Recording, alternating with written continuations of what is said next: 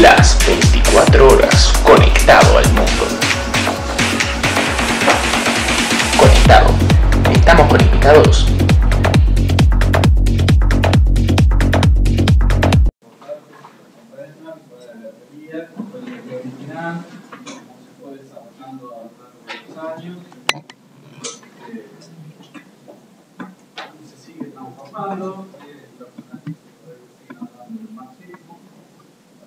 Vamos a ver mañana qué era el marxismo originalmente, por el día de teoría, y hoy vamos a hablar sobre el proceso revolucionario del 48 en adelante.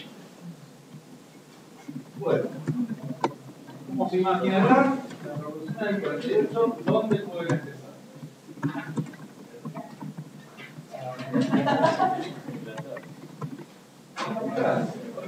Toda la revolución que vamos a elaborar, todas se empiezan en París.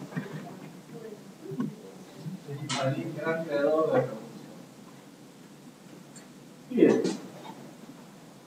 Recordemos que desde 1830 en adelante estaba gobernando el ministro de Orleans, el dinero, tenía una monarquía parlamentaria, recuerden que tenemos un régimen de sufragio censitario, en el cual solo 250.000 franceses podían votar al Parlamento. Este Parlamento estaba muy restringido por justamente en que gobernaban solamente un pequeño grupo de propietarios. Aclaro esto porque vamos a poder entender en qué contexto esto se escribe Marx. De un pequeño grupo de propietarios que podía votar al Parlamento, vimos que con el régimen de Luis Felipe, a diferencia de los dos reyes anteriores, Luis Carlos X, con Luis Felipe empieza a haber una política importante por parte de los primeros ministros. Recuerdo dos personajes, Isaac, Adolf Hitler, ambos italianos. Bien, más allá de que estos dos primeros ministros se iban alternando, lo importante es que ambos consideraban que este régimen del sufragio censitario tenía que permanecer más o menos intocable. La cuestión es que cada vez había más gente que estaba accediendo a mayores niveles de propiedad. Había más gente que tenía más renta, por lo cual mantener este sistema durante 18 años significaba que muchas personas en condiciones de votar, pero que no se les permitía.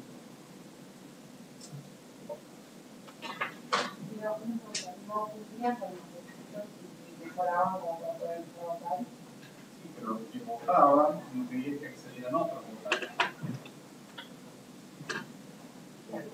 Digamos, eso por un lado, y por el otro lado había más presiones a favor del sufragio universal. En los años 46 y 47 hubo una serie de malas cosechas en todo el continente europeo. Recordemos que fue una sociedad agraria, con lo cual el peso de la economía estaba en la agricultura y la ganadería. Esto significó que al haber malas cosechas, no solo había menos alimentos, sino que también había muchas desempleados. Se produce migración del campo a la ciudad. Con la esperanza de estos migrantes de encontrar trabajo en la ciudad, sobre todo en París. Cosa que no ocurre. 46-47. Esto generó un clima de mucho descontento. Había mucha gente ocupada y descontenta en París. Y el 23 de febrero del 48 estalla una revuelta en París.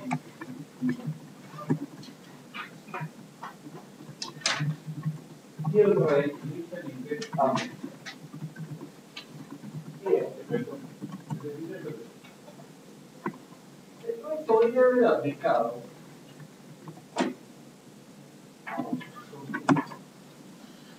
La cuestión es que su hijo había muerto.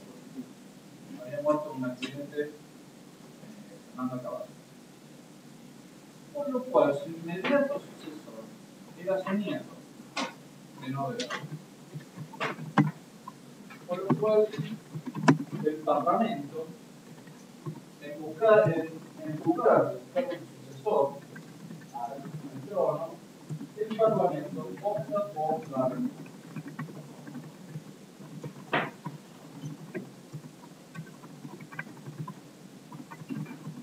Por lo cual, en realidad había, ¿por qué iban a optar por la república? Porque por un lado, a los partidarios de que el trono volviera a la familia de los Borbones. Vamos a tener aquellos que quieren que siga la familia de los Orleans, con este nieto, pero con un regente, y cuando el monarca es menor de edad, hay un regente, es decir, un familiar de él que lo representa. Y por otro lado estaban los bonapartistas. Por lo cual, tenemos tres grandes corrientes no monárquicas que comienzan a poner de acuerdo en quién va a ser el ocupante del trono. Por lo tanto, el Parlamento opta por la república. Sabemos qué significaba esto en Europa del siglo XIX. República significaba revolución, capitalismo, y los que eran partidarios de los que vamos a conocer como el legitimismo. Bien, esta república, digamos, nace en circunstancias un poco particulares, porque en realidad los políticos que van a tener esta república eran todos monarcas. Todos querían una monarquía, pero no se ponían de acuerdo en qué dinastía. ¿Por qué no intervino el resto de Europa ante esta nueva revolución? Porque también van a tener sus propias revoluciones. Esta revolución comienza en 48 en Francia y esta idea de las revoluciones se contagia al resto del continente europeo. Algo muy similar a lo que estamos viendo en el mundo árabe. Empiezan Túnez, siguen Egipto, Libia, Yemen, Bahrein, Siria. Si ellos lo pueden hacer, porque nosotros no, empieza a circular esto con bastante velocidad. Sin tener Twitter, ni Facebook, ni nada parecido, que decía que se da un proceso similar a mediados del siglo XIX en Europa. Bien, ¿dónde ocurre esto también? En el Imperio Austríaco. El Imperio Austríaco, grupos liberales, toman Viena, demandando un gobierno constitucional. No están aboliendo la monarquía, están suprimiendo el imperio, están demandando un gobierno constitucional. Que una monarquía de estilo británico. El emperador austríaco, en principio, como que promete algo, promete aceptar, inmediatamente no accede, porque el imperio austríaco empieza a tener revoluciones en todas las distintas capitales, sobre todo en Hungría. En Hungría comienza un movimiento que pide la autonomía de Hungría dentro del imperio. Desde un parlamento propio, un gobierno húngaro, a lo cual el emperador no accede. ¿Qué se hace entonces? El emperador abdica y lo va a continuar su sobrino, Francisco José. El personaje lo vamos a dar allá.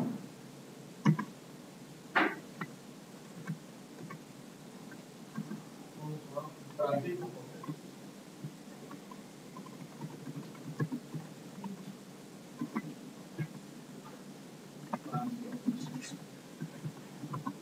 Va a ser emperador desde los 18 años, 1848, hasta 1916, cuando muere.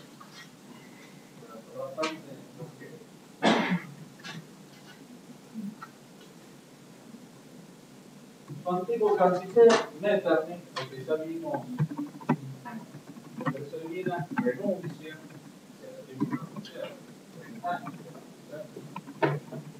renuncia, va a tener un nuevo canciller, Schwarzenberg. ¿Quién era el antiguo canciller? Nuevo. Estuvo en la meta. Lo vimos en el Congreso de Viena. En doble T. Schwarzenberg. ¿Cómo es? Montaña Negra. Las montañas de Schwarzenberg. Un dato para que tengan en cuenta. El actual canciller de la República Checa, Schwarzenberg. ¿Dónde se entiende? La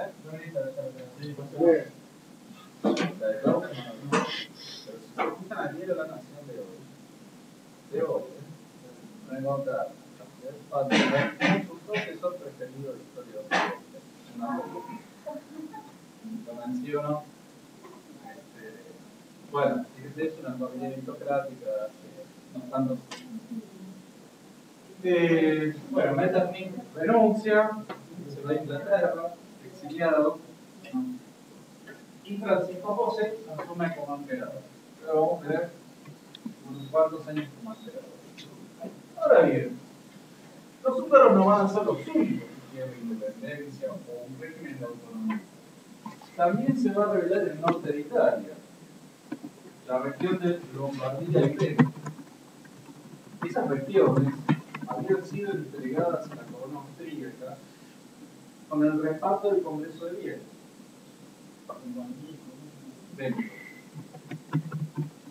En la región donde está Venecia. Vemos que Venecia había sido una antigua república independiente, Napoleón I lo invade, y después con el reparto del Congreso de Viena es entregado. O sea que la región del norte de Italia, que era controlada por Austria, también se va a revelar. No nos vamos a quedar acá. También se van a revelar los checos. Querían un régimen autónomo. Ante estas distintas revoluciones que se están sucediendo en todo el imperio austríaco, este nuevo emperador necesita ayuda. ¿A quién le puede pedir ayuda? Al zar de Rusia. El zar Nicolás I accede a intervenir porque Hungría ya se había declarado una república independiente. En 1949 Hungría se declaró una república independiente con todo lo que esto significaba. Imagínense una Hungría republicana en el centro de Europa y que tiene un efecto contagio en el resto de los países. Hungría en ese tiempo limitaba con el imperio ruso. 49. Con lo cual era necesario para estos regímenes autoritarios aplacar con todo régimen que subiera su. Los húngaros piden ayuda a Francia y Gran Bretaña. Francia no interviene, estaba por su primera república, estaban resolviendo sus problemas, ya vamos a volver al tema.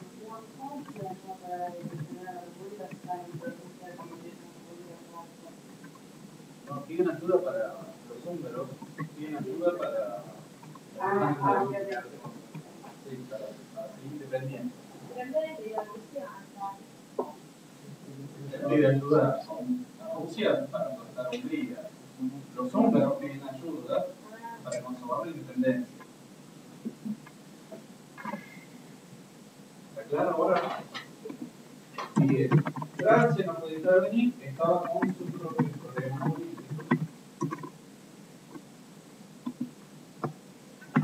Y además que vamos a ver que esta república que surge en Francia no es la república católica, es una república muy conservadora.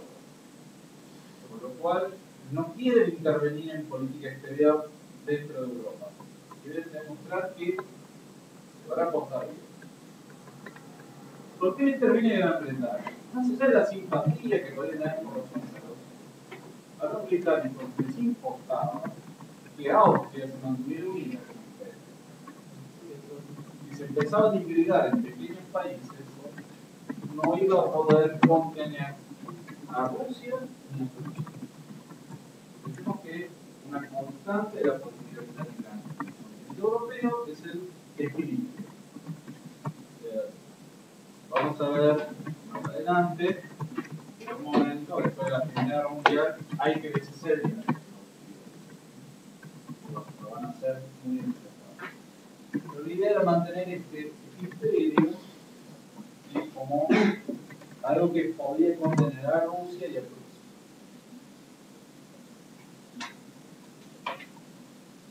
Entonces, este nuevo emperador, griego, se llama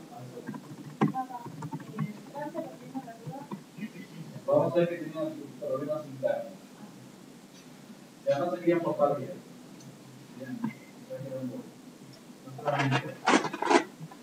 Ya vamos a ver un nuevo personaje que se va a meter dentro más adelante.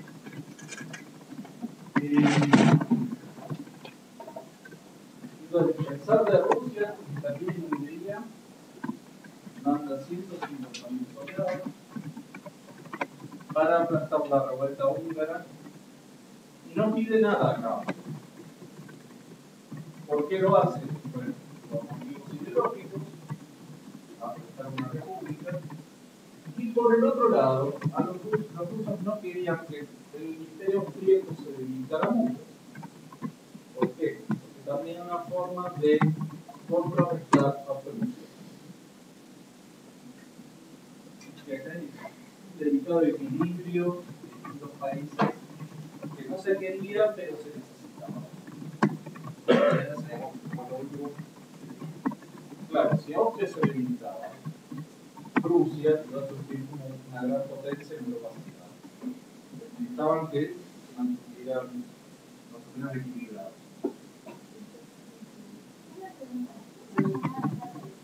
Nicolás I.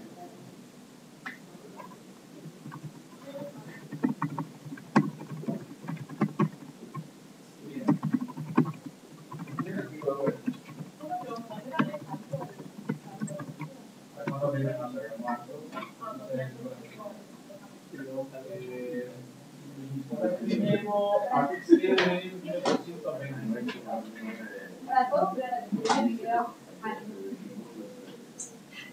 ¿Por qué manda a los soldados que vienen a Valle? Porque no se dirige Austria para que equilibrara a Rusia.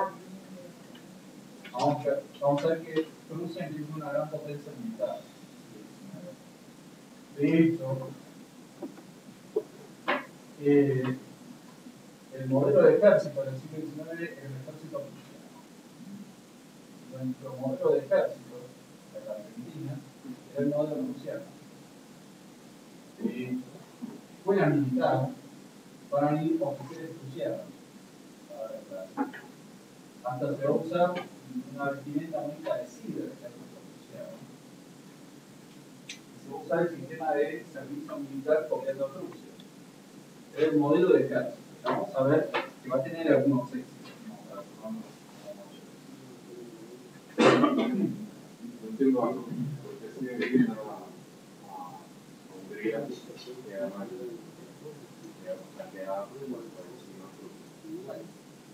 Significado. Claro. Eran los dos países, los dos reinos de habla alemana más importantes. ¿Se acuerdan que estaba esta confederación germánica? ¿Se acuerdan que intervenían tanto Prusia como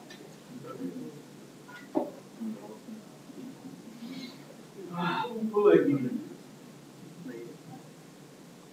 Y había que mantenerlo de una forma que se modificara. Bien, esto entonces ocurría en el Imperio Austríaco. ¿Qué pasaba en la Confederación Germánica?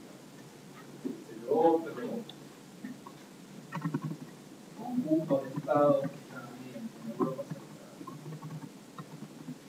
En la Confederación Germánica vimos que había 38 estados,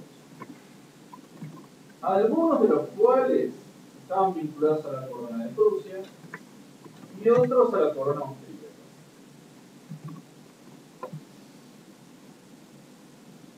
En esa confederación había tanta influencia austríaca como prusiana.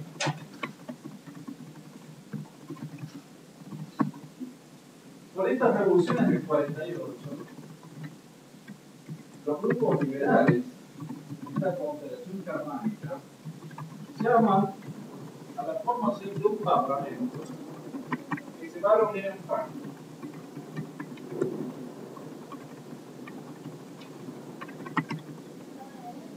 Un parlamento se va a reunir en Frankfurt. 48. Parlamento de Frankfurt, elegido por sufragio popular. Había delegados de la Confederación Germánica, había de Prusia, había austríacos. No es que el gobierno convoca a ellos, hacen elecciones. Se juntaba el delegado y iban a este parlamento. El parlamento estaba por fuera de todo el sistema de reyes, duques, príncipes, obispos, ¿sí? Era algo que estaba, digamos, paralelo a la ley, ¿no? Por llamar de alguna forma. Bien, ¿cuál era la postura de este parlamento? Querían formar una Alemania unida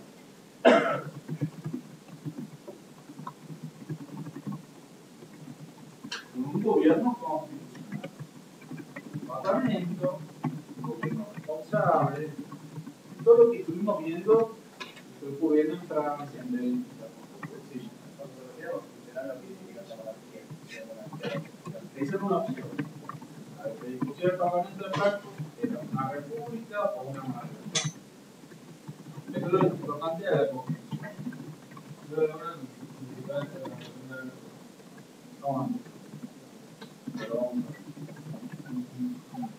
Creo que se expliqué que había dos grandes posturas para unificar Alemania, ¿no? Que eso, la gran Alemania y la pequeña Alemania. Bueno, lo que pretende hacer el Parlamento de Frankfurt es que voluntariamente los estados alemanes se fueran uniendo. Bastante ingenuo.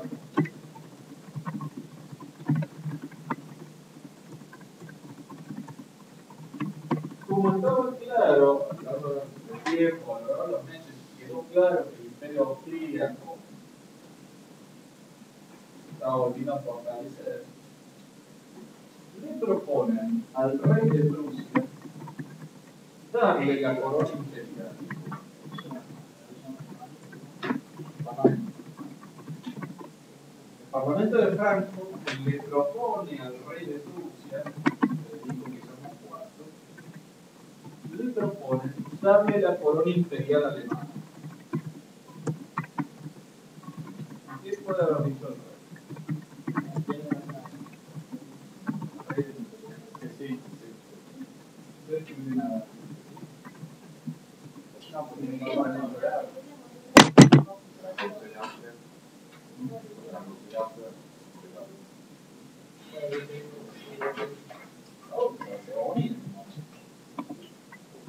Dice que no. ¿Por qué dice que no? A ver, no es que no quisiera. Quería ser emperador. Dice que no. Dice que un parlamento me va a dar la mitad. No depende de un parlamento, depende del derecho divino. El origen de la corona no es la soberanía popular, es el derecho divino. Si hubiera admitido que el parlamento hubiera entregado la corona imperial, quedaba sujeto a las decisiones del parlamento.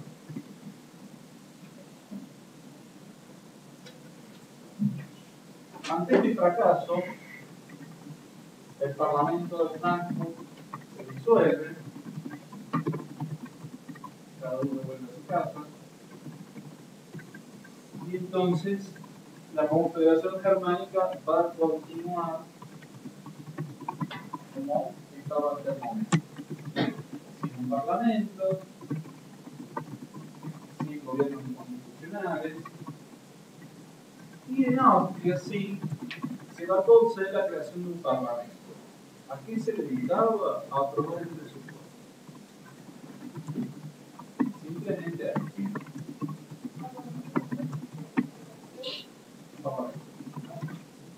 Y solo aprobaba el presupuesto.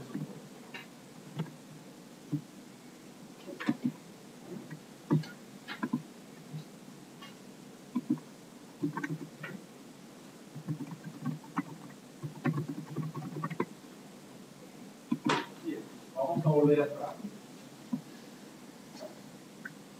En Francia entonces vimos que el Parlamento proclama la República, lo que conocemos como Segunda República, que va a durar solo 4 años.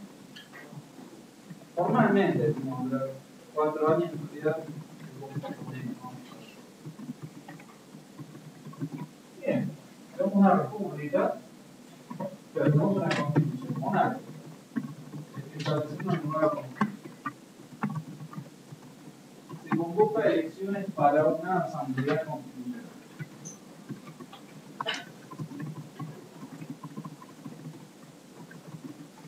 Constituyente, que va a tener una mayoría de republicanos moderados.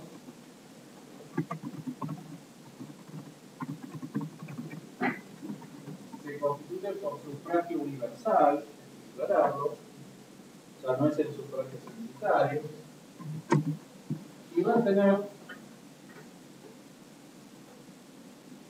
además, el grupo de los republicanos moderados va a tener partidarios de los Borbones,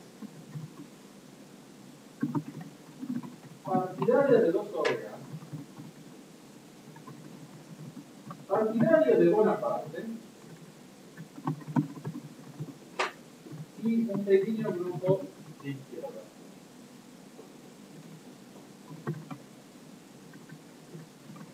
O sea, quedan grupos conservadores, grupos monárquicos y un pequeño grupo de izquierda. Este grupo de izquierda trató de tomar el poder. Tenía sobre todo fuerza en París, trata de tomar el poder en París, fracasa, con una represión bastante sangrienta, con algunos miles de muertos, y la Asamblea Constituyente va a crear una república presidencialista. ¿Qué significa eso? No, esto, digamos, tenemos bastante experiencia en lo que significa una república presidencialista.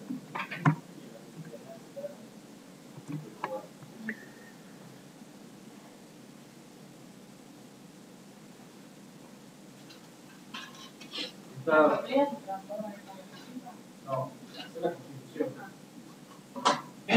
Va a establecer una Constitución republicana presidencial, que significa que el presidente tiene una importante cuota de poder.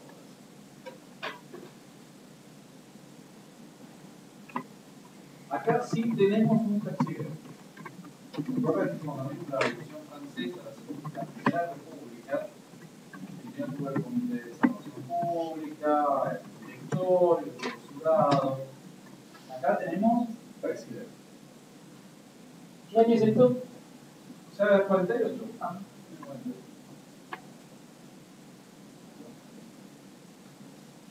Acá va a actuar un personaje que es clave, que fue un gran teórico político llamado Alexis Tocqueville. Este año no pusimos el texto, pero sí lo vamos a ver un poquito más adelante. Tocqueville fue un parlamentario bastante activo en el régimen de los Orleans. Tocqueville escribió 2 grandes libros de la filosofía política. Uno cuando comienza su carrera política, muy joven, porque él viaja a Estados Unidos durante 9 meses y estudia cómo es Estados Unidos. Y ese libro va a ser La democracia en América. Y él comienza su carrera política. No. Es el gran, digamos, arquitecto de este régimen. ¿Y Tocqueville qué propone? Que haya un presidente que dure 4 años sin reelección.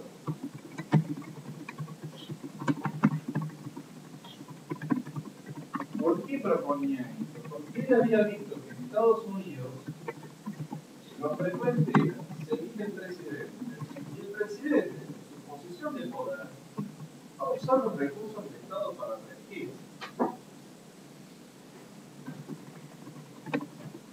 Usa todos los recursos, pero Y Washington, por eso le estaba viendo. No, él estaba viendo. También veía que el presidente, una vez que llega, se hace reelegir usando el poder. No sé por qué funciona todo. no, porque Washington, o sea, hizo eso una vez y después como que entregó la presidencia para que siga con esa tendencia de cambiar de persona en el Estado y que no quede uno Exacto. siempre. Originalmente, la Constitución de Estados Unidos no viene impedimento para la elección indefinida. Pero por tradición, porque Washington no había hecho eso, se había elegido una sola vez, Empezaron a hacerlo todo. lo empezaron a hacer todo, pero en el siglo XX una persona se hizo reelegir varias veces. Pero No no fue fue Franklin Delano Roosevelt. pero no fue por la guerra. No tiene nada que ver. No había digamos, ninguna cláusula. Y él se hizo reelegir varias veces. Y después se puso la enmienda constitucional para impedir la reelección indefinida.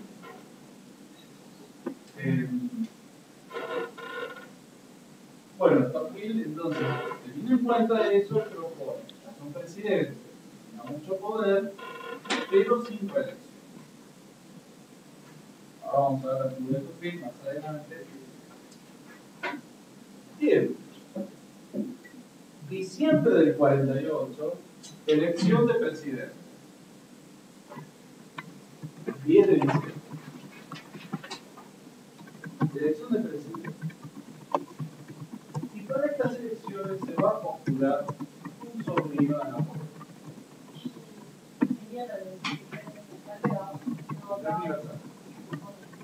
Y cuando estaban en el siglo XIX, es más político.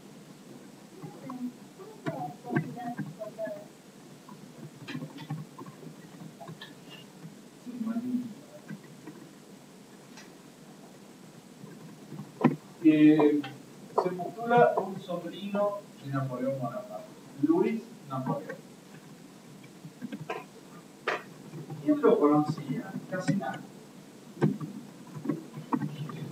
Pero venía con el prestigio de su tío. Vimos que había versiones bonapartistas. Y este personaje hábilmente logra ganar las elecciones con más de 5 millones de votos. De un total de 7 millones. Que ganó por amplísimo margen.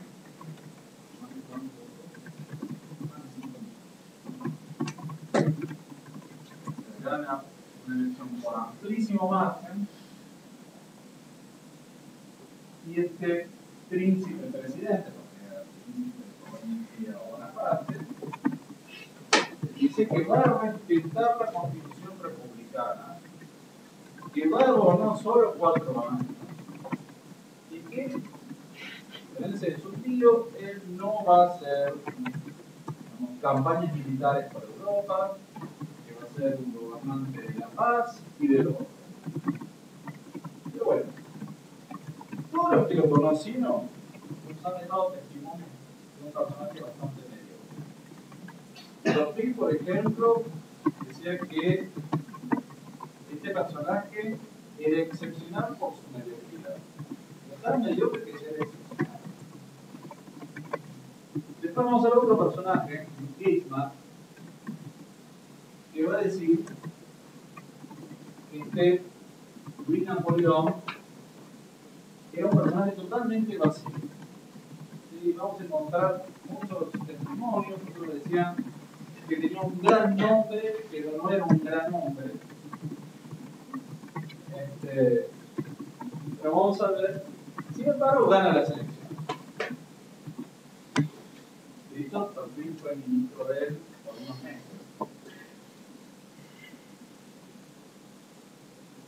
Bien. Ahora, después de que el presidente eligió un nuevo parlamento. Como idea es complicar el camino de ustedes. Este nuevo parlamento, que se elige en 40 años más.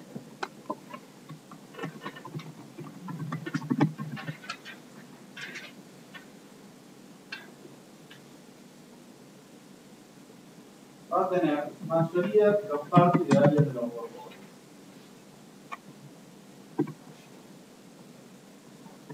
O sea que tenemos un presidente napoleónico y un parlamento que quería la restauración de los Borbones.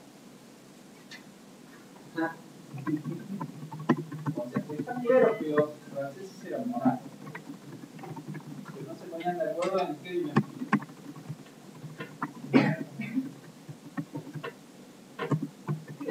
Era un poquito complejo, ¿no? Era un presidente napoleónico, un parlamento que quería algún Borbón como rey. Y entonces, durante 2 años conviven.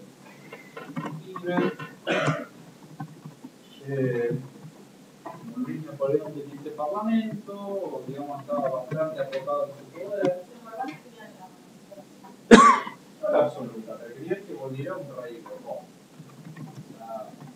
¿Se acuerdan que hay unos viste que cuando le ponen a Carlos X había un nieto del 28, porque era chico todavía, ahora ya es más tolerable. Pasaron años y ahora digamos que quiere restaurar. Los Borbones nunca van a volver.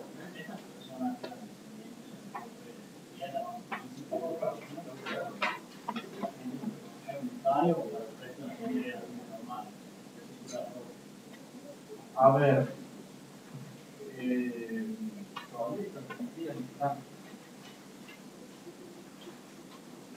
depende del régimen político. Vamos a ver que cuando son repúblicas, sobre todo a partir de la Tercera República, quedan abolidos los títulos de nobleza. Pero depende de cada quien, ellos van a seguir usando y van a tener mucha influencia social.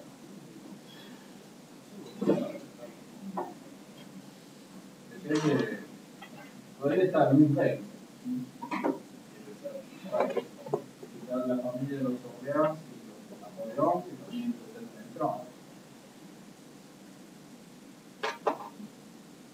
Pero sí, depende. Algunos lo van a respetar y otros no. Depende de las condiciones que tengan. Los Borbones dominaron mucho más. Y hubo mucho más reyes Borbones. Sí, claro, y de histórica. Sí, viste que cuatro. ¿Y de dónde salieron los Borbones? Los Orleans son una familia lateral. El rey Luis Felipe era descendiente del rey Luis XIII. No es que eran los recién llegados. Es una familia lateral. Que bueno, está disponible, bueno. Una pregunta. ¿Generales porque tenían que dar nobles sin propiedades o cómo? Hay de todo. Hay de todo. Algunos que se menos y otros conservan propiedades.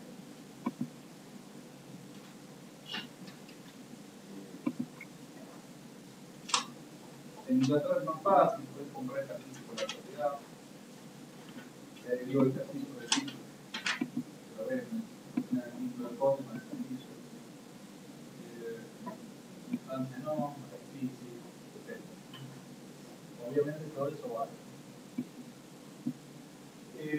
Bueno, entonces vamos a tener este parlamento, mayoría borbónica, un presidente napoleónico, van a convivir a otras penas, pero ¿qué pasa? Este presidente que había prometido a la República,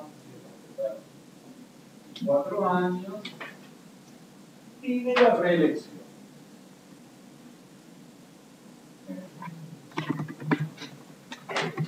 Cuatro años no son suficientes. Viejo. Y pide que se reforme la Constitución para permitirle la reelección. Fíjense que este Parlamento, ¿qué puede decir que no? Con lo cual, Luis Napoleón hace un golpe de Estado y suprime el Parlamento. En 1851.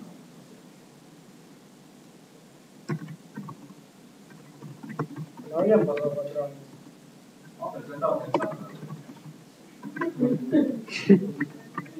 presidente asume ese mismo día se está pensando.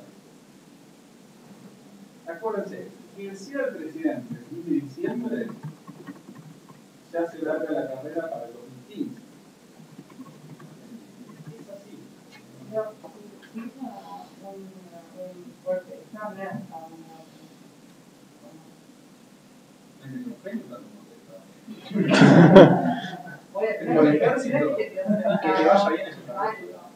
No, pero tengo el ejército, le decía, como el Estado, hasta un cabo puede ser un golpe de Estado. La cosa que está en que te vaya bien. Claro, tal cual. En África los sargentos hacen golpe de Estado, cada presidente.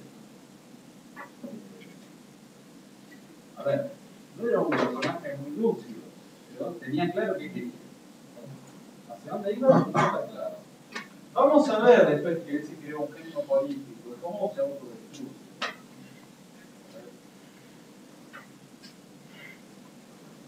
Bien, entonces, en 1851 anula el Parlamento y muy hábilmente, ¿qué va a hacer para legitimar esta medida? Va a llamar un plebiscito. En esto sigue los pasos de su vida. Recordemos que Napoleón I, cada cosa que hacía, llamaba un plebiscito para ser respaldado. Con lo cual, llama un plebiscito, es apoyado en el plebiscito, una consulta popular. ¿Está sí o no? Solamente que el plebiscito tiene fuerza de ley.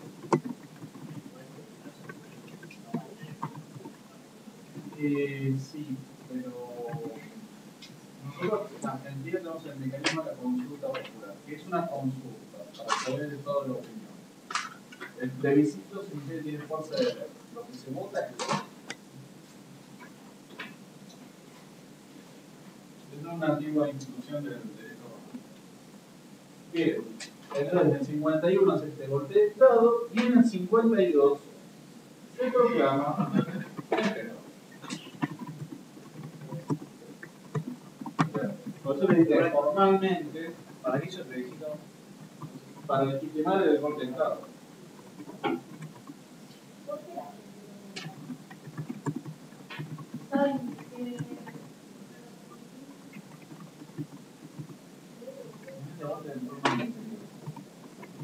En general, No venía por decir, fue el Parlamento y una monarquía con república para. acabando de acordar siempre la gente privilegia más el orden que la libertad. Entonces, si él aquí combina el desorden, el caos, el desorden, la anarquía, si yo, un Estado, la guerra civil, los borbones contra la izquierda, los republicanos, tuve el terror jacobino, votenme, que yo mantengo el orden, así es como bueno. Exactamente. Este era Napoleón III. Y cuando se proclama emperador, tiene el nombre de Napoleón III. Exactamente. Dijimos que Napoleón II murió muy joven, en los 29. Entonces, de 1852 al 70 vamos a tener el periodo que conocemos como segundo imperio.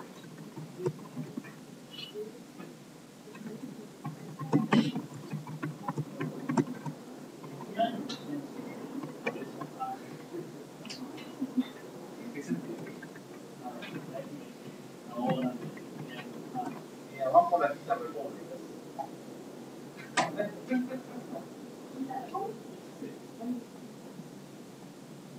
A ver, no se asusten, no hay más imperio ni restauración ni nada. Después del 70 hay tercera república, cuarta república, quinta república.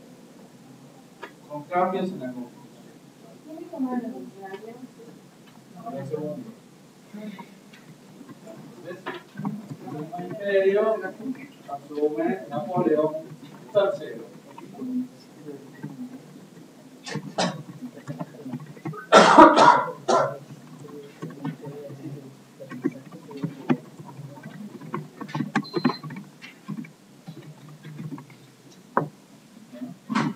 Bueno, imaginarán, vuelve el imperio Napoleón. El resto de las cortes europeas.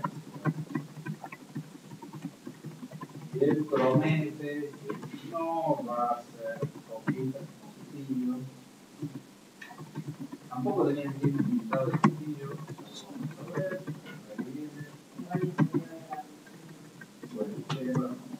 pero bueno, eso se le perdona porque es un político inflamable. En este caso, vamos a ver que él, si bien promete que no va a intervenir en campañas de establecimiento del imperio napoleónico, va a tratar de agarrar. En estos intentos le va a ir muy mal y va a terminar perdiendo el trono.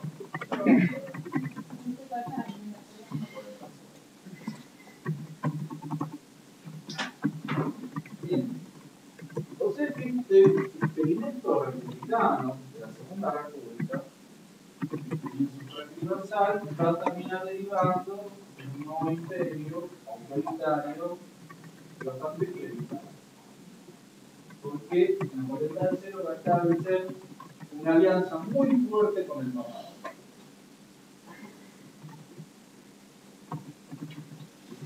Establece el poder de la Iglesia en Francia. Algo vimos que Napoleón I había hecho, pero como un aliado circunstancial. Napoleón III hace una política muy clerical en el imperio y una alianza muy fuerte con el papado. Vamos a ver que tenía tropas en el Vaticano y que además va a empezar a intervenir en todo lo que es el Imperio Otomano, este hombre enfermo de Europa que lentamente se va moviendo, va a intervenir en defensa de los católicos que viven dentro del Imperio Otomano. Ese es el argumento para meterse en el Imperio Otomano.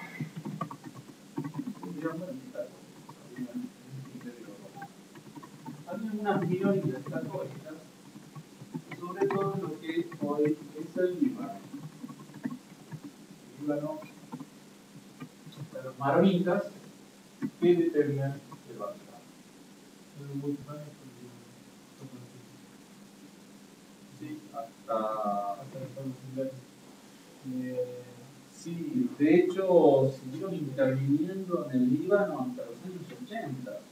Hace 30 años siguieron interviniendo con tropas en el Líbano en defensa de esta minoría cristiana. Eso de los problemas de Bolívar, cuando se fueron, no dejaron ningún gobierno ni nada. Dejó un montón de grupos que están por el poder. Exacto, el problema del Líbano es que tiene cristianos, rusos, musulmanes, distintos grupos musulmanes, que todos combaten entre sí. Aún al día de hoy. Y además, excelente sí, en Estados Unidos, en Israel, en Francia, todos se meten ahí en el Líbano, que debe tener 3 cuadras largos, ¿no? Se meten todos. Bueno, Napoleón III se va a meter mucho en estos temas. Bueno, hacemos un breve algo ahora.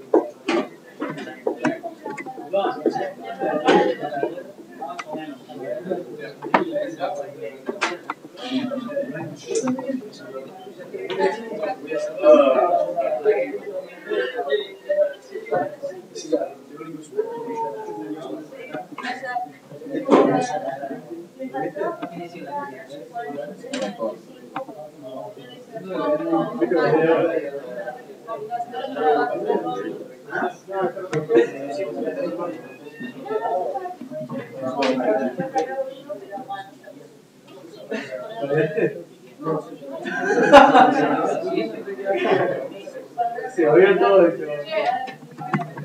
Se oye todo. Sí, acá.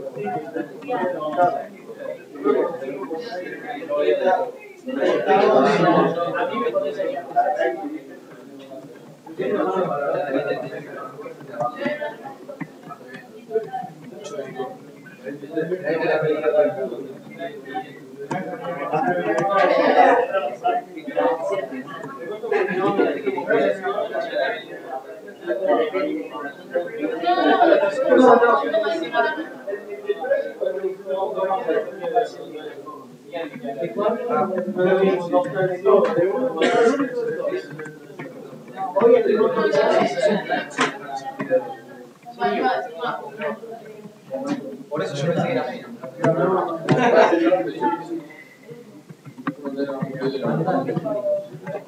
Trámelo ahí, vos Iván, con esto,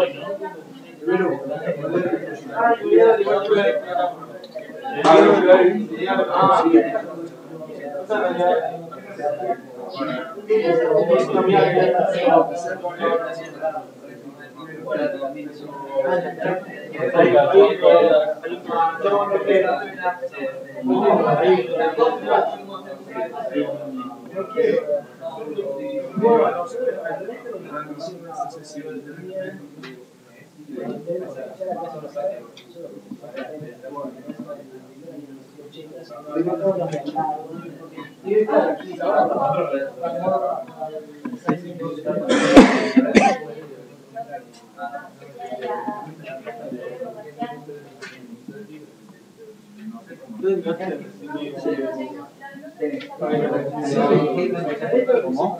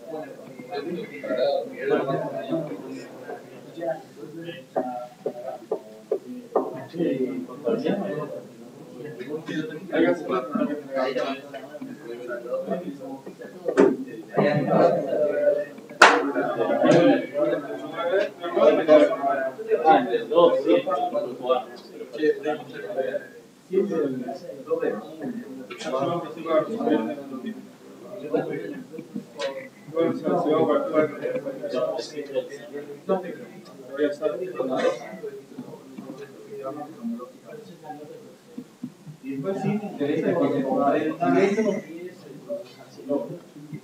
estamos hablando de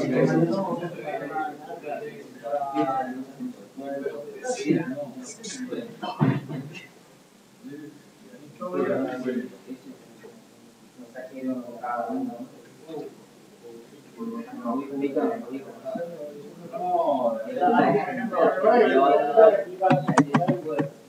llevar a Napoleón de lo que le gustaba la historia? Sí, pero bueno.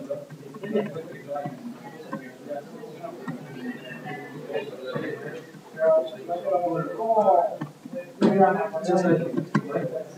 ¿Es eso nada? No, ¿cómo me dices? Napoleón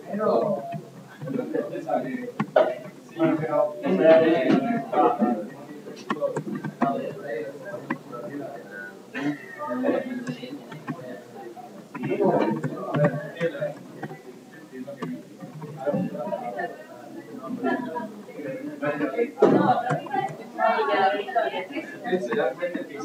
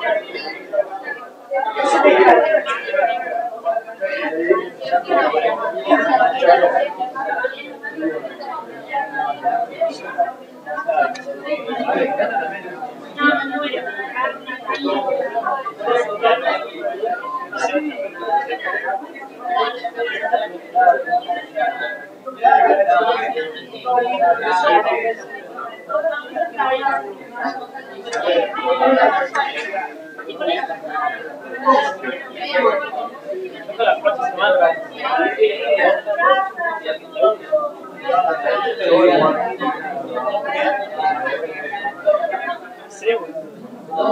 Así, mandan a mí y te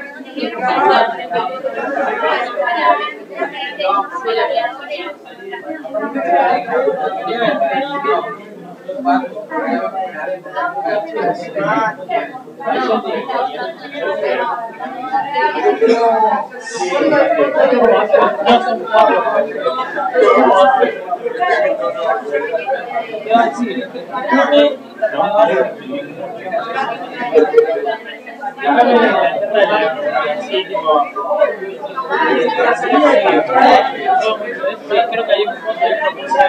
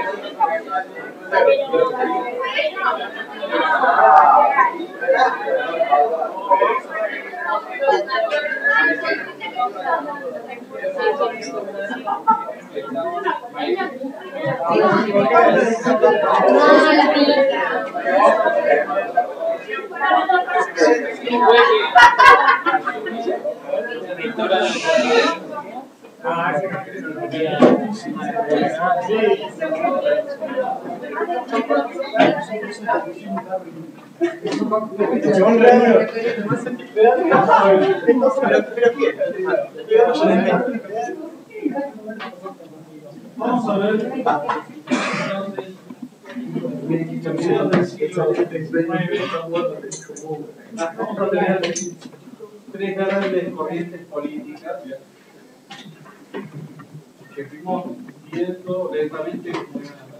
De un lado, grupos liberales, que básicamente lo que corren es un orden constitucional.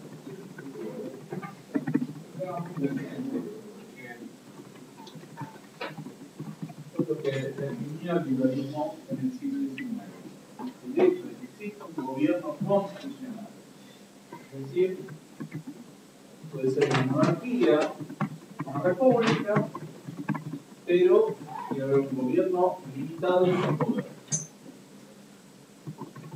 Después vamos a ver que se agrega el tema del libre comercio como una consecuencia del gobierno limitado. Desde el principio, cuando hablamos del liberalismo en el siglo XIX, estamos hablando de establecer gobiernos constitucionales. Algo que para nosotros ahora es absolutamente normal. Pero que desde el siglo XIX estamos viendo que de una manera era justamente algo muy poco frecuente que lentamente se va logrando en distintos países. Puede ser que haya algunos gobiernos que concedían parlamentos que no tenían mucho poder, como el caso del Imperio Austríaco, pero bueno, van a ser el comienzo de una transición a países constitucionales. Rusia va a tener su constitución recién a principios del siglo XX.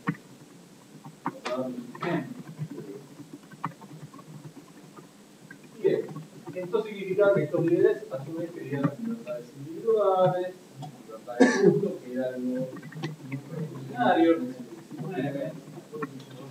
La libertad de culto era algo de revolución natural. En el siglo XIX era algo poco aceptado. Era la idea de que tiene que ver con homogeneidad religiosa. Las personas tenían que seguir la religión de su antiguo príncipe o rey. Entonces, de hecho, hasta en la Constitución del 53 de Argentina, la gran discusión fue la libertad de culto. No fue otra cosa. Y de las actas se veía que se discutía eso.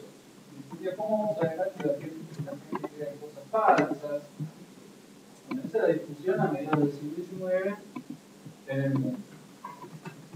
Libertad de culto, libertad de reunión, libertad de palabra, conocimiento, libertad de comercio, propiedad privada. Bien, vamos a ver que en algunos casos van a ser compañeros de ruta de los grupos nacionalistas. Sobre todo de aquellos países, de aquellos grupos nacionales que querían independencia.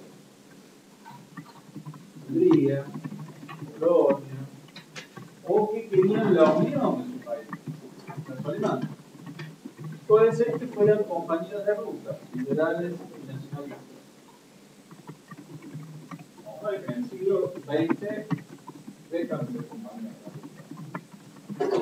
En estos casos, ¿qué se unía? Bueno, la libertad de un pueblo con las libertades individuales. Que el siglo XX el pensamiento nacionalista deriva de nuestra corriente. Y aparece algo que muy tímidamente ya mencionamos antes, que era la corriente social.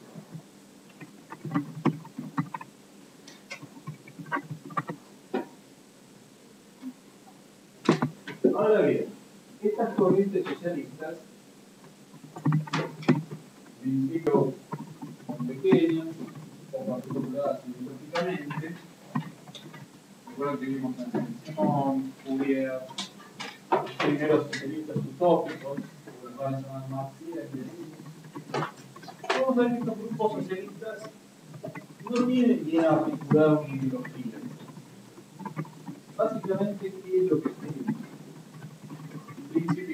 propietarios van a ser enemigos del principio de la propiedad privada y van a pedir el sufragio universal. Ahora bien, estos socialistas básicamente se van a sentar en grupos intelectuales y en obreros.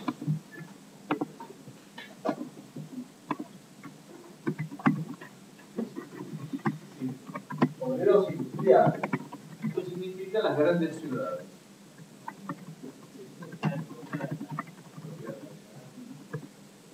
Entonces vamos a ver que se agregan los anarquistas. No, los socialistas, los intelectuales obreros. Sí. Después está claro por qué. Y los obreros porque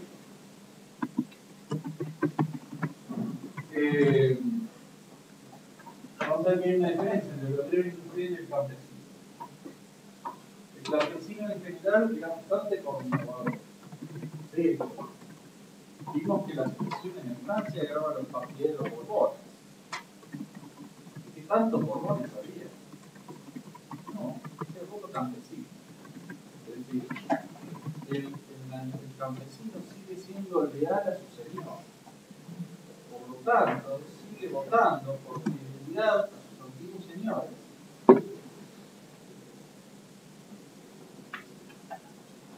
La campesina es, y esto ocurre en muchos países, es un voto muy conservador. No es un voto revolucionario. Por algo, los países que, fíjense, en cualquier mapa político, vamos a encontrar los partidos de izquierda donde tienen asiento, en las grandes ciudades. El partido obrero no gana ahí. Interior de la provincia de Buenos Aires. O en el norte de Argentina. ¿Quiénes ganan?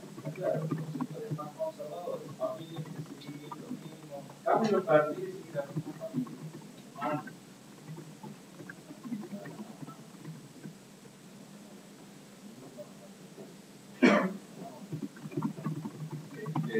Los partidos de izquierda de la obrera. Las grandes ciudades. Es un fenómeno que cubre todo el mundo. Bien, teniendo en cuenta esto, que el obrero es más proclive al cambio. Y estos primeros socialistas que no tenían una ideología muy organizada. Y vimos que hubo intentos de revoluciones que van a fracasar. Y vimos que, mencioné antes, que en el año 48 grupos de izquierda van a tratar de tomar el poder sin resultado. Es que va a empezar a surgir el pensamiento más.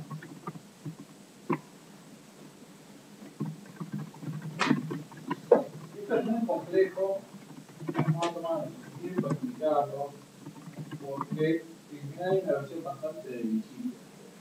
De Marx, muchos marxistas creo que hicieron un chiste nada más. Porque no, tiene momentos bastante complejos. Incluso en Europa Occidental no se estudia de economía. La carrera de sociología se estudiaba marxismo. Esa es la carrera que se estudiaba. Todo estaba terminado por el marxismo. Sino que ya esa carrera como político o administrador tenía que estudiar marxismo. Estudiar facultades de marxismo. De hecho, Gorbachov era licenciado en marxismo. Imagínense la utilidad que tiene ser el marxismo hoy en día. Pero bueno, existía esto. Vamos a ver por qué se llega. ¿Qué postulan Marx y Engels para empezar a desarrollar el socialismo? En principio, ellos se refieren a los anteriores como socialistas utópicos. Gente que incluso sueños, una sociedad perfecta y armónica, que voluntariamente las personas se vuelven buenas, se empiezan a compartir, distribuyen la propiedad, viven en grandes comunidades, tomando el modelo monastero. Bien, Marx y Engels tiran todo eso, acá, y empiezan a desarrollar la idea de un socialismo científico.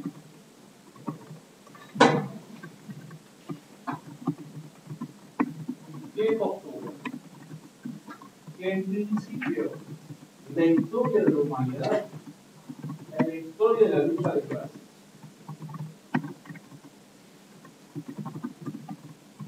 Hay un proceso histórico de lucha de clases que no se puede detener. Es una ley histórica, es inexorable y que va a tener sus consecuencias. Lo querramos o no, es como un eclipse. Nosotros podemos compartir en contra de los eclipses, pero los eclipses van a seguir existiendo. No tenemos forma de evitarlo. Bueno, lo que postula el marxismo es que hay una ley histórica de la humanidad desde el principio hasta el final de los tiempos. Entonces está esta idea de la lucha de clases. Vamos a ver que tienen sus raíces en la filosofía de Hegel, en la filosofía griega. Marx está para la filosofía. Bien. Entonces, ¿qué significa esto?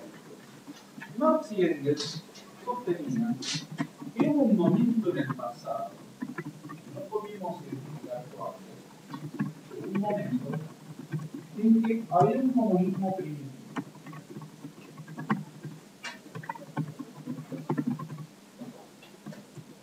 ¿Qué significa esto? Que había un momento en el pasado en el cual no había propiedad privada. Las personas vivían en pequeñas comunidades y no había nadie que tuviera propiedad privada, lo cual nos hacía sumamente igualitario. La historia comienza cuando alguien dice esto, y acá surge la propiedad. Bueno, cuando nosotros compartíamos un marcador, tenemos una comunidad feliz, yo un día dije este marcador es mío. Y dicen, no, pero ¿cómo puede ser? No, este marcador es mío. Y acá comienza la lucha de clases entre los que poseen el marcador y los que no. Esto es lo que va a postular el marxismo, es decir, que en ese momento se rompe ese comunismo mítico. Es una visión milítica del pasado. Un pasado casi paradisíaco, en que había armonía, todos eran felices, y hoy en día mucho de poner el jardín de Edén, tiene mucho de la estructura judeo-cristiana. Bien, entonces empieza a haber esta lucha de clases entre los que poseen y los que no tienen nada, que vamos a llamar proletarios. Este comunismo primitivo ha dado lugar a sociedades esclavistas.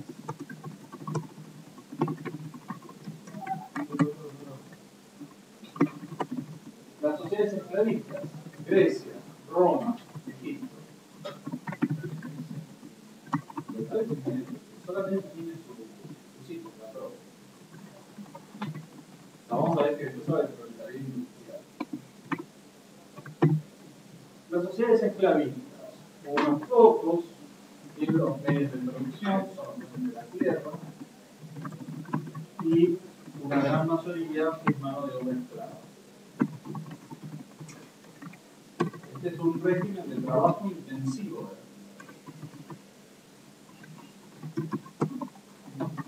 Lo que comemos tenemos que trabajar muchas horas por día para poder obtener.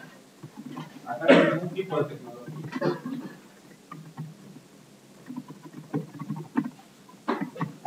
Hay otro tipo de sociedad que lo va a encontrar en Oriente, que lo va a llamar el modo de producción asiático.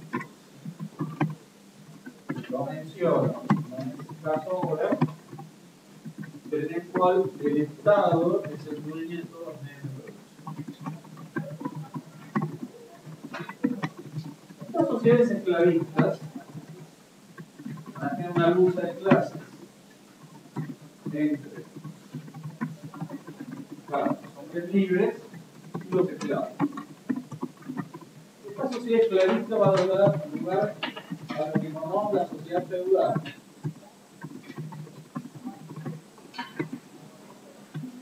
En el cual la lucha de clases está entre los nobles terratenientes y los siervos.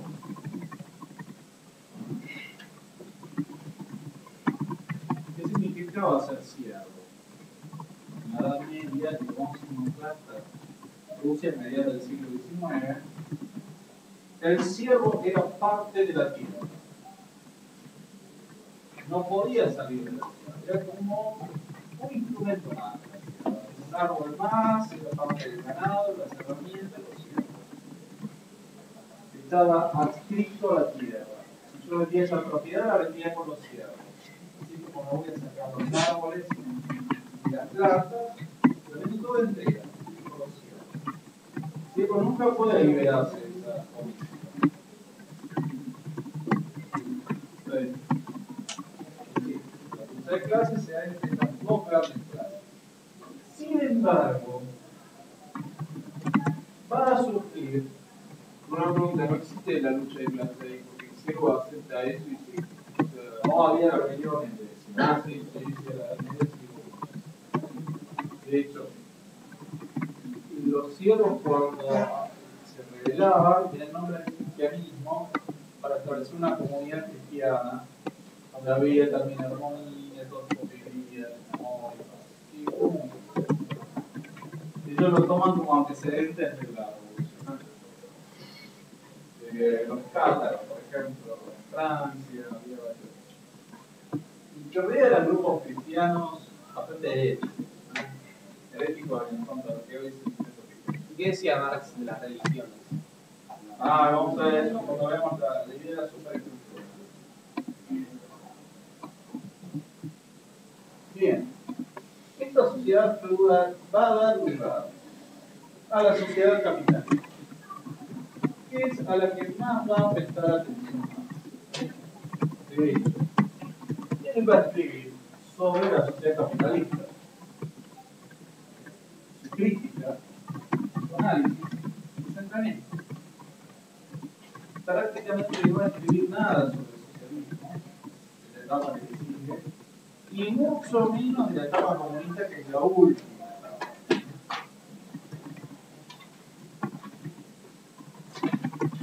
Vamos a centrarnos en esto.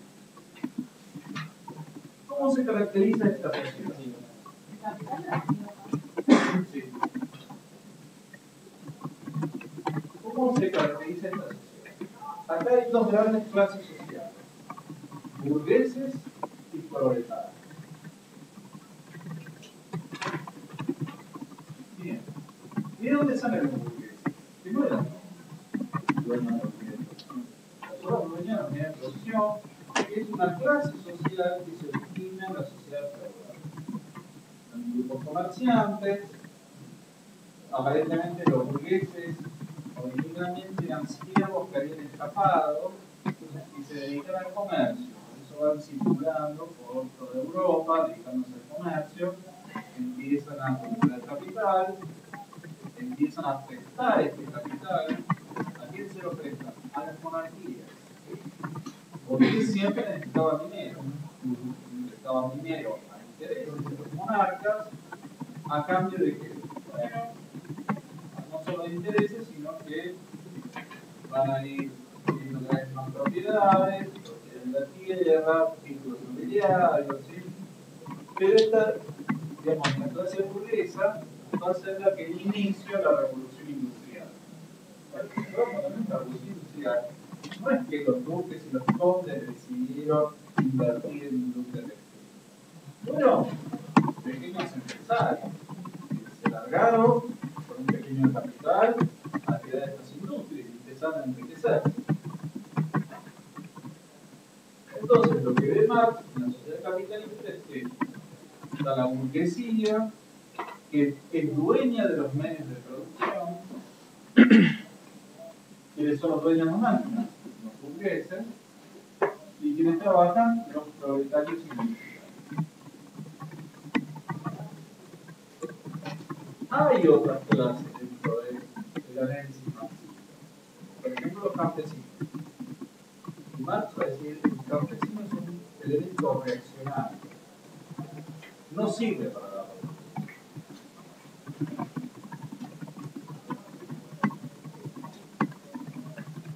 Está bien. Él, ¿cómo entendía esta sociedad capitalista? ¿Cómo es que se mantiene? Es decir, que había una dictadura de los propietarios. ¿Qué modelo tomaba para decir esto? Francia, el sufragio censitario. ¿No? Que un pequeño grupo de propietarios eran los que controlaban el gobierno. O sea, no es que era una idea muy sacada del laboratorio. Perdón, tengo que hablar.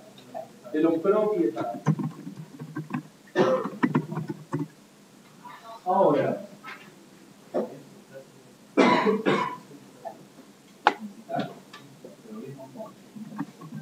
los Borbones, los Orleans, tenía una pequeña minoría propietaria que tenía el Estado a su disposición. ¿Va quedando claro hasta acá? Vamos a andar más complejos. El valor, la alienación, parece que hoy empezamos a ver esto para entender que después vamos a ver la revolución bolchevique. ¿De dónde sale? ¿Qué quieren hacer? Bien.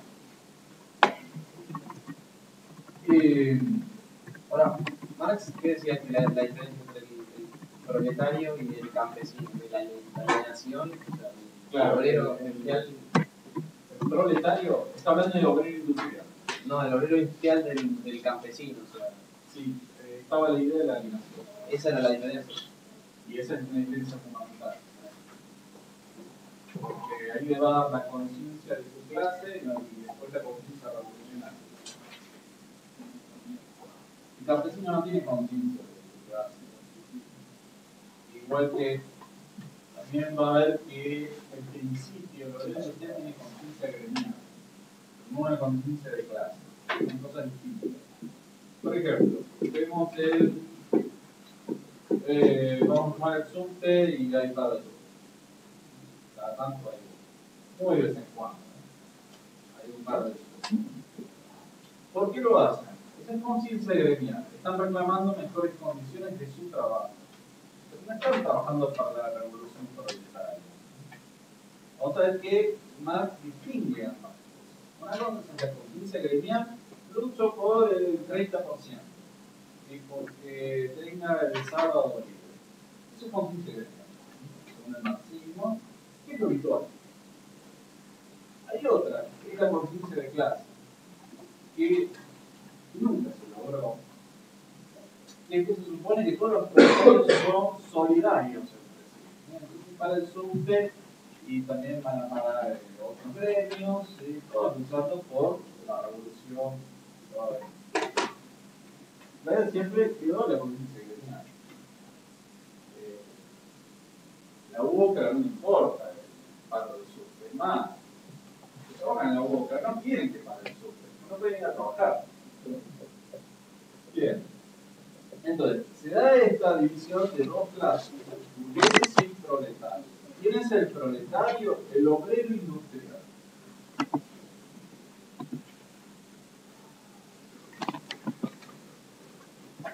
¿Qué pasa con el que es desempleado? Marx no lo toma en cuenta. ¿Qué pasa con el que es marginal? No le interesa. El marginal, el dibuja, el llega, el que está tomando algo en la esquina, el que uno quería hacer el trapito, no le interesa nada. Estos no son los agentes de la revolución. El que es el agente de la revolución marxista es el taller industrial, que está frente a la máquina todos los días.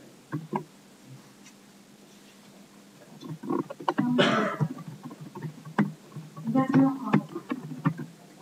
Pero ¿qué es una hora de la más respecto a países que no están industrializados? Ah, no, pero esto es algo que se va de todos los países. Por eso en realidad es mentira, porque la isla tiene una campo. No se preocupen de que Además, como empieza está pensando en Inglaterra, Francia, Alemania, bueno, ya van a llegar. Claro, en algún momento van a llegar. Todos los países van a pasar por eso. Haití va a llegar a ser un país, va a ser un neoliberalismo, va a pasar el etapa capitalista, todos los países van a pasar por eso. Metí, no sé, una tribu en el Amazonas, no se pueden saltar etapas. Ahora, ¿por qué?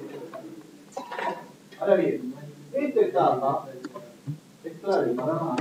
¿Por qué? Porque comienza el desarrollo.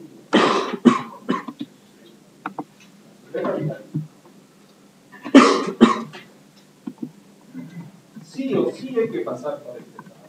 ¿Por qué? Porque acá hay más acumulación de capital. Comienza a haber desarrollo industrial, comienza a haber disciplina del trabajo. Esto es muy importante. La gente empieza a trabajar una cantidad de horas por día. Empieza a acumular capital. Es decir, empieza a acumular bienes de capital. Ferrocarriles, para, estamos producción de acero, de ¿sí? Tiene que pasar todo. No podemos saltar de una etapa a la otra. Y a medida que haya más industrialización, va a haber más producción industrial. Ahora bien, acá, viendo cuanto a lo que hablaba de industrialización. ¿Qué es lo que pasa? ¿Qué pasa en esta lucha de clases entre burgueses y proletarios? Vamos a dar otro tema brevemente para poder explicar. ¿Ustedes no tienen algo de actualización económica como algo así en la carrera? Historia económica. Historia económica.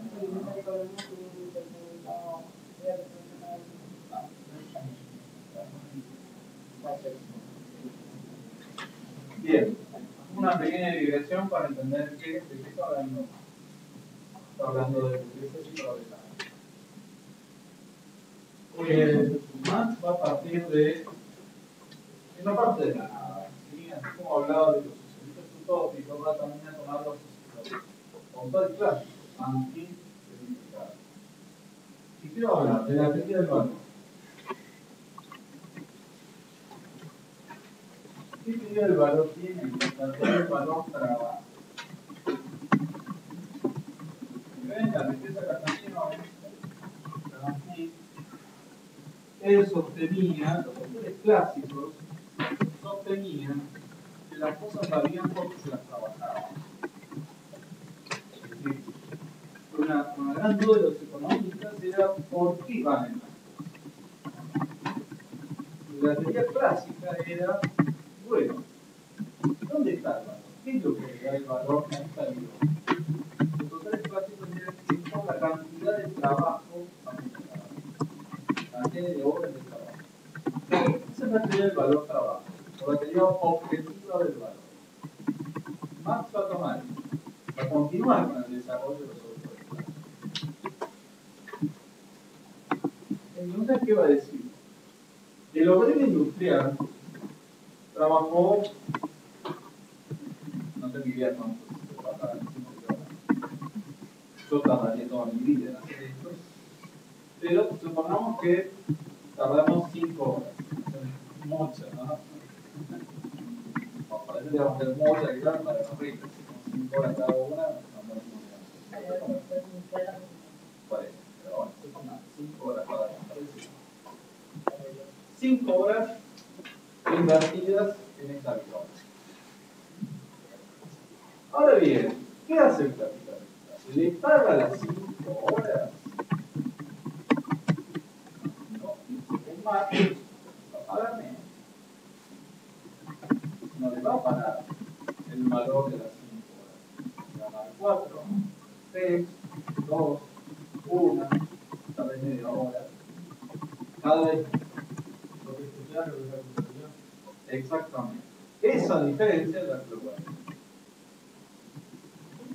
Pero no considera que si el capitalista no cobrara eso, el obrero tampoco podría trabajar de eso. O sea, está ahí. Por eso vamos a postular que los medios de producción estén en manos de los obreros industriales. Y cuando los obreros industriales estén en manos de los medios de producción, van a poder cobrar las 5 horas acumuladas acá. Esa diferencia de lo que cobra el capitalista y lo que cobra el obrero es lo que se llama la plusvalía. Entonces, ¿qué hace el capitalista? Se hace trabajar una gran cantidad de horas, 18 horas, 16 horas, y queda para cada vez menos por cada hora. Esa es la plusvalía. Con lo cual, el capitalista va a acumular cada vez más capital y el obrero industrial cada vez va a cobrar menos, va a ser cada vez más pobre. Esta es la teoría clásica del marxismo. ¿Entiendes? Después, en vida de Marx, va a surgir la escuela neoclásica que va a decir, señores, la virome no vale porque se la trabaja. La trabaja porque nosotros la consideramos útil. La teoría subjetiva del valor. Es decir, las cosas no valen porque se las trabaja, sino que se las trabaja porque valen. No es el fetichismo por la mercancía. No, esto Marx, la teoría neoclásica, la teoría subjetiva del valor no dijo nada. Porque le contaría. Eso viene después. Eso viene después y los marxistas no hablan de eso. Ni siquiera me gusta. No, porque no podemos disculpar. Porque sin Marx no es que la teoría surge, no sé, en Nueva Zelanda. No. Alemania, Inglaterra, los idiomas que manejaba, fue reputado en vida en eso y no dijo nada. Y claro, me abajo la teoría de la plusvalía, la teoría de la explotación. Fundamento de. Bueno, más allá de eso, es interesante porque ahí hubo una suerte de deshonesto intelectual por parte de Marx y por opinión de Kuhl, digamos que va a desarrollar esa teoría de la plusvalía. Ahora bien, ¿por qué el obrero industrial no se da cuenta de la plusvalía? ¿Qué? ¿Cómo? ¿Qué le pasa? Tiene que darse cuenta. El tema es que el obrero industrial no es la totalidad de la vida. Puede ser que haya un obrero que haga las tácticas y otro que hace el blanco y otro que hace la punta del abdomen y así sucesivamente y no ve el todo. A diferencia de lo que ocurría con el campesino ve todo el proceso. Ve desde que nace el ternero hasta que mata la vaca. Ve desde que tira la semilla hasta que cosecha. De todo el proceso. En cambio, el obrero industrial es parte, por lo cual no se siente identificado con su productividad. Eso es lo que llama el proceso de alienación.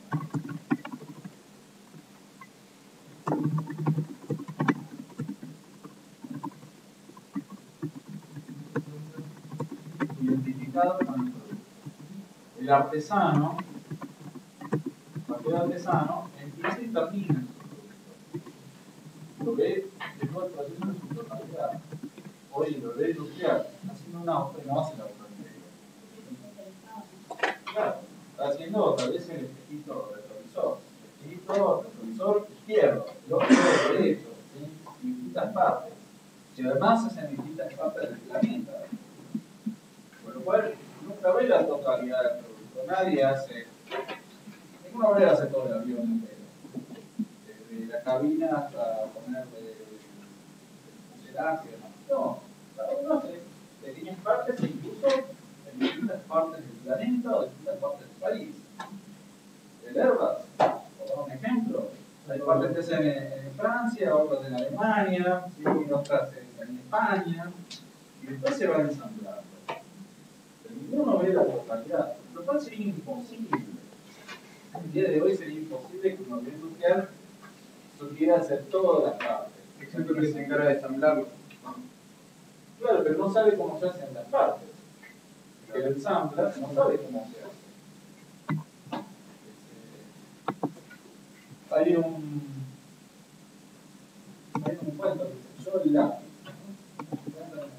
Porque te cuenta cómo se va haciendo el lápiz y hay cosas que uno no tiene noción de cómo se hacen y de dónde obtienen el grafito para hacerlo y la madera para hacerlo. Y el que produce la madera no sabe que va a terminar siendo un lápiz. Y el grafito tampoco. Cada uno hace sus partes sin saber la totalidad. Y el que arma el lápiz no sabe de dónde viene, cómo se corta el árbol. Cada uno va haciendo distintas partes. A eso es lo que más se llama el proceso de alienación. Ese proceso de alienación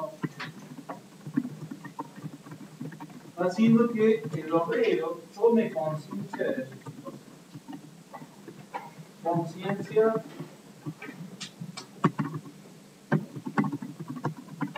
primero gremial, de sus condiciones cada vez de mayor proletarización, cada vez gana menos, produce más horas, gana menos. Encima es la época que está veniendo más, que no había un límite de horas de 10, 12 horas, 14 horas, lo habitual. Por lo tanto, veía la gente trabajaba una gran cantidad de horas y que se hace cada vez mayor especialización en las industrias. Imaginemos si escribió esto en el siglo XIX, ¿qué pasa en eso? Hoy sí, se vuelve loco, entonces la especialización del cambio, las especializaciones no. Él, digamos, ve, bien, entonces, esa ve que los burgueses cada vez son más ricos y los proletarios cada vez más pobres.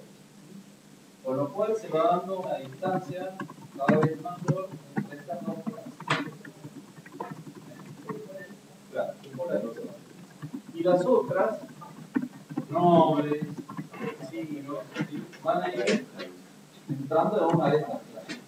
Algunos campesinos, más sobre los ciudadanos, los nobles, o hacen burgueses o van a terminar de abajo. Son los industriales. Bien, ¿cómo se mantiene este sistema? Y acá entra, como el compañero preguntaba, el tema de la religión.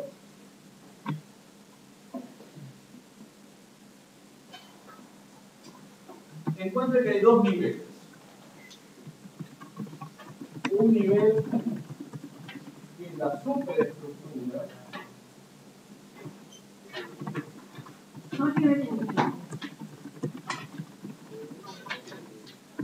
Hay nivel material, estructura, y hay otro que legitima el sistema.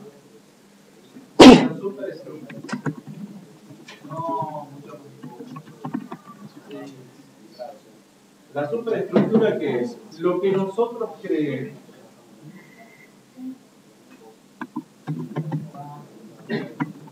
¿Por qué nosotros creemos en la superestructura? por los modos de producción. Nosotros pensamos por la forma en que producimos. Lo material nos condiciona nuestro pensamiento. ¿Sí no se tiene? Más o menos está. ¿Sí? Lo material condiciona nuestro pensamiento. Lo condiciona hasta qué punto, hasta qué sentido. El burgués nunca va a poder entender el socialismo porque es capitalista. Nunca lo va a poder entender. Claro, pero nosotros pensamos, bueno, pero Lenin estaba teniente y noble. Jamás en su vida trabajó. Él lo entendía. ¿No? Engels era un capitalista. No lo sabemos. Pero la estoy explicando cómo es la teoría. Yo no soy marxista, claro. Yo te los explico todo. Yo viví un rey que fue marxista muchos años, después no empieza nada marxismo. Pues ya te explico para que después podamos entender las contradicciones del sistema y por qué se derrumbó. Bueno, como este es uno de los pocos países que todavía es marxista, y hablan como si la Unión Soviética no hubiera existido, ¿no? Como si no hubiera pasado nada. De hecho, cuando yo tenía la edad de ustedes, fue la caída del muro. Y había muchos marxistas que decían, no, esto no está ocurriendo, porque Marx no escribió sobre este tema. Entonces no puede estar pasando. Yo en los libros de Marx no lo veo, así que no puede estar pasando. Pero bueno, se supone que las condiciones materiales condicionan mi forma de pensar. Y que después, ¿qué significa esto? Lo que opinión socialista, la reeducación. Las condiciones materiales. ¿Qué encontramos en la superestructura? La religión,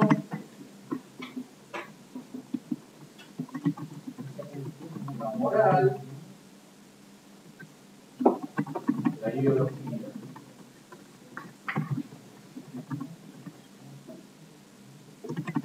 Yo no entiendo la diferencia que tiene que ver la alienización con todo eso. Eso es porque el obrero industrial va tomando conciencia de su situación, la alienación. A ver, no es que va a trabajar un día 5 horas y toma conciencia. No, es un profesional. Por eso tiene que haber una sociedad industrial. El campesino nunca va a ser revolucionario porque no tiene el proceso de alienación. ¿En qué se basaba la superestructura? La superestructura es la ideología que sostiene a cada modo de producción. Condiciones materiales. Entonces, igual lo podemos repasar mañana. ¿Qué significa? En el modo de producción medieval, ¿sí? En una sociedad feudal, ¿cuál es la superestructura? La religión. Está bastante claro. La religión permeaba toda la vida. ¿Y qué le decía a uno? Bueno, en esta vida sufriste, en la próxima vas a ser recompensado.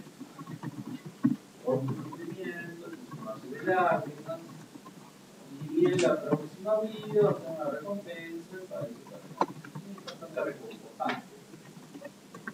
Entonces uno acepta porque, bueno, está de paso en esta vida y la próxima para lograr una vida de plenitud. La moral nos dice que lo que está bien, lo que está mal. Y la ideología, ¿qué se refiere? Básicamente está hablando de una sociedad capitalista, con lo cual está hablando del liberalismo. Esto de la constitución, las libertades individuales, es todo ideología. Es una superestructura creada por capitalistas para conformar. Vamos a elecciones, en un parlamento, es una gran mentira. Y esto bien claro. ¿No? La gente en el parlamento, la constitución y demás. Ahora entonces es muy despectivo.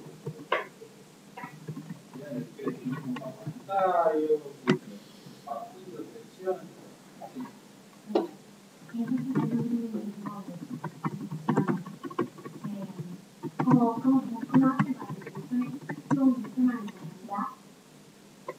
socialismo completamente filosófico. Digamos que ellos hablan de socialismo realmente no sean. ¿Cómo hacen para integrar eso en una selección, una forma de comunicación o una comunidad? Pero Marx, como aclaré, Marx escribió sobre el capitalismo, no sobre lo que venía después. Claro, nunca dijo que venía después. Vamos a ir leyendo algunas cosas. Bien, entonces tenemos esta superestructura, ¿sí? Que legitima a cada modo de producción. Lo explica. Explica y establece bueno, la religión queda como un remanente de esa sociedad rural, cada vez menos queda. Se supone que una vez que llegamos al socialismo, todo eso desaparece, no tienen más religiones, ideas.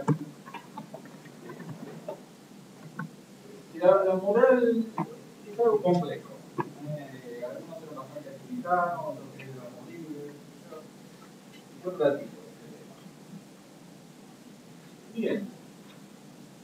Está bien. ¿Cómo se sostiene esto políticamente? Con esto camino, seguimos mañana. ¿Cómo se sostiene todo esto en natural? Con el Estado. La existencia del Estado.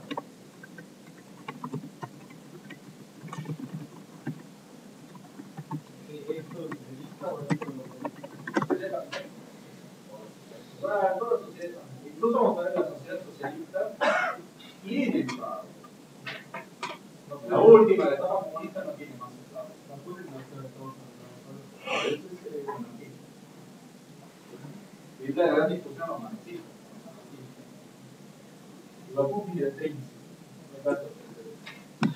A mí también me gustaría ser príncipe. Está el Estado. ¿Qué es el Estado? Es un instrumento de opresión. No es un instrumento para mantener. Policía, ejército, poder judicial. Son todos instrumentos de la clase dominante para mantener una sociedad capitalista. Que esa va a ser la discusión con los anarquistas, justamente. Los anarquistas van a querer destruir el Estado. Los marxistas no. Los marxistas van a decir hay que utilizar el Estado, pero antes marcar la dictadura de los propietarios, lo vamos a cambiar por la dictadura de los proletarios. Usando el Estado como instrumento de opresión. Es importante que tengamos esto en cuenta. El Estado, no dictadura, propietarios y proletarios. Entonces, el Estado es un instrumento de dominación de la clase dominante. El dominante maneja el Estado. El que estaba pensando nuevamente en el régimen del sufragio censitario. Los propietarios tenían su parlamento, ponían sus leyes y tenían el Estado a sus servicios. Está pensado en una situación histórica muy concreta. Era de Borbones, los Orleans, la Bretaña, ¿sí? Una situación muy particular. Además. Con lo cual, esto hoy vamos a ir. ¿Qué recibe la sociedad capitalista? ¿Cuál es la etapa siguiente? La sociedad capitalista, por esta lucha de clases entre capitalistas y proletarios, va a llegar un momento en que hay muy pocos capitalistas que manejen el Estado y una gran masa de proletarios que ya tienen clara conciencia de esto y tienen conciencia de que esto solo es posible cambiarlo mediante una revolución que es violenta, no es pacífica. Claro, no es Fourier, lo que hacen Francés, esto es una revolución violenta que va a dar paso a una sociedad socialista. Queda definido que el Estado sigue existiendo,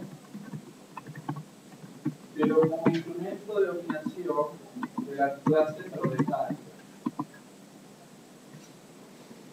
Y en un momento del futuro, no sabemos cuándo, va a haber una sociedad comunista. ¿Y qué es esta sociedad del futuro comunista? No hay más esclavos. Un día nos despertamos y nos damos cuenta que no existe más el Estado. Porque, como somos todos proletarios, no hace falta que haya un prometedor. No, tanto bien. Ahí está. Bueno, esta etapa ya Pero esa dominación no es tanto de orden, sino de conciencia. O sea, el hecho de querer yo tener esto y no compartirlo no es un estado de conciencia que de orden. O sea, por más que seamos todos proletarios, se van a querer proponer, a menos que cambien conciencia. Sí, mi pregunta es, ¿y por qué acá no va a haber alguien que diga esto es mío? Por eso. Y quizá de vuelta con la historia. No solo se tiene que cambiar el orden, pero la conciencia. Seguimos mañana. Nos vemos mañana. Esto